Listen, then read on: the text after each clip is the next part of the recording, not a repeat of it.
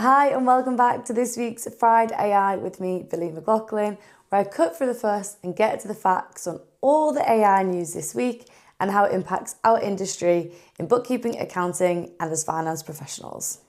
This week saw OpenAI's ChatGPT have a global outage. Now, this has become quite a staple for so many businesses that an outage is hugely detrimental to day-to-day workings. If you have seen the statistics, the graphs may be skewed slightly. We have to consider that different parts of the world wake up at different times. So there's a huge surge as Europe wakes up. But what is true is that OpenAI took 10 hours to fix the problem, which is more than a full working day. OpenAI have promised that they will release a report within 5 days of the event, so expect something by Monday as to why this happened.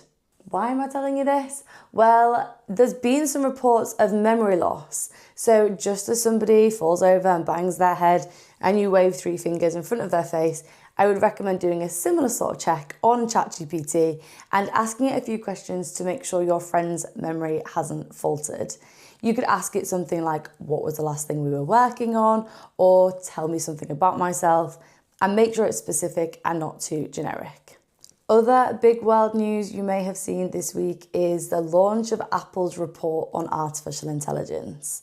Now, this might not be so specific to our industry, but I can guarantee that clients and team members will be talking about this. They're basically dissing AI.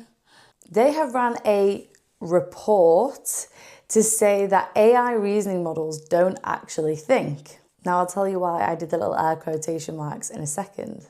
Last year at Apple's WWDC event, they had huge plans and huge announcements for the future of artificial intelligence. And yet this year, they turned it right down. They actually talked about things like updates to operating systems, software, and their services, and talked about a new aesthetic called liquid glass. Okay, so this is where I maybe sound a little bit cynical, but the report for me felt like it was very much just marketing for a product who haven't developed artificial intelligence particularly well, missed the boat, and ultimately fallen out the back of the race. I do believe that their marketing is very well timed. Just before an event where they're not doing any AI updates to then say, AI is not so great. Let's put it this way, if they're going to push this narrative that AI isn't as great as you think it is, that definitely works for them. They did sprinkle a little bit of artificial intelligence in there, talking about their visual intelligence, which is basically on the mobile phone, when you have a screenshot or a screen, it can see what it's looking at. Live translation, so captions on video calls, or if it's a phone call. That was very millennial of me. Phone call, however you do the phone. The phone call will be a live translation. They've also announced a workout buddy to give you that encouragement and an upgrade to the Shortcuts app, all in their AI remit. On to something a little bit more accountancy focused now, and this is all in the world of AML. You may remember a few months back, we had huge hype around image generation tools that AI had created. Well, something you might have missed is there was a guy who created a fake passport and it passed an AML check. Now, I covered quite a lot of this in terms of receipts and invoices being generated, OCR tools adapting so quickly to be able to pick up the fictitious ones. However, I was speaking to one very, very intelligent accountant this week, Russ from AP Robinson, a shout out to you, my friend, who figured out that actually when you take a screenshot of the fake receipt, it cannot identify it's a fake. And the reason is that AI picks up the metadata behind the image, but in this situation, it doesn't do that because the metadata is of the screenshot. Now, I am certainly not bashing any of the products right now. In fact, I want to give them credit because seeing the speed of change and threat that is coming from AI shows how much these tools are fighting with fire to make sure that they are keeping you and your client's data safe.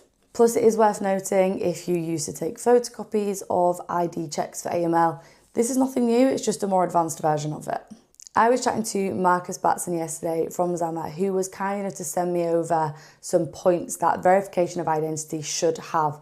And the two that stuck out for me was checks by ID verification technology essential. So I know Zama, for example, are using a back-end solution that can detect things like digital tampering, low resolution image, and geolocations, which as humans we physically cannot do.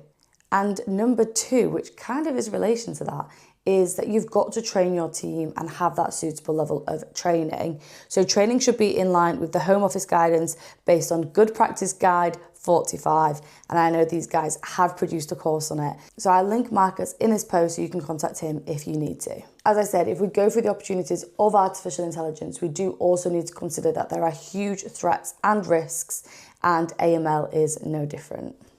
And finally, to give you a little bit of inspiration for the end of the week, I have been chatting to some amazing accountants that have been using AI and what they've been using it for. So I thought I'd share sort of my top 5 so that if you are struggling for ways that you can improve your practice, this might help. Number 1, asking a large language model to do a summary on an SA 302 and tax payment summary. Now, the key here is, with the practice I was discussing this with, they said that they've got a standardized prompt across the practice. So no matter who is contacting the client, they're getting a very similar summary, and it's a great basis for that email to explain the tax position. Number 2 is to use deep research models to do some analysis on the technology that you're considering. This is a great idea. However, don't forget the reports are super, super long. And also it can only find information that's available online. So it's not necessarily the information that you want and it's not specific to you, but it's a great foundation and a good place to start. Number 3 is asking for an analytical review on a set of accounts. So this could be year-end set of accounts, a management set of accounts, or potentially both of them together so it gets that extra context. Taking this one step further, and the thing that's going to set you apart is then asking it to make some recommendations on how that business can improve and how, as an accountant or bookkeeper, you can support that. Number 4 is using it for prospect research. Now, I've done this in some of the presentations that I've done recently because it is so great. Not only can it pick up all the statistics, all the facts that you need about that company, where they're based, who their founder was, how long they've been running, but things like their main competitors and maybe challenges that that specific industry are facing. So when you're going into that meeting with that prospective client, you feel so informed and so empowered to have those conversations with your client about their industry and about their business. And they will know that you're the expert at it. And number 5 is don't be shy. Don't be afraid to ask the train of thought of the model. That way you can decipher exactly how it's come up with the solution it has, why it's answered in the way it has, and more importantly, adapt that going forward to make sure you get those more succinct answers in the future. I would love to hear how you've been using AI, so please drop me a message on some of your use cases. But for now, that's all from me. So happy Friday, AI, and I'll see you next week.